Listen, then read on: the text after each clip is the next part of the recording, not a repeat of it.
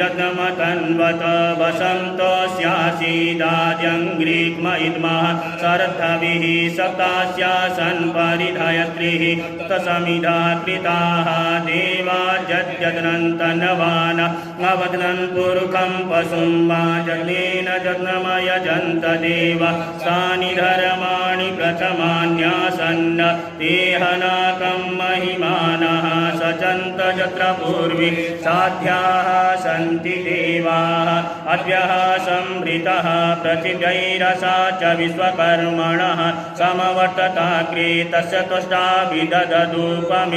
तन्मठस्य देवतमाजानमग्रे वेदाहमेतं पुरुखं महान्तमादितवर्ण तमसः परस्तमेव विदित्वा तु मृत्युमेति नान्यः पन्था विद्यते यनाय प्रजापतिश्चरति गर्भे अन्त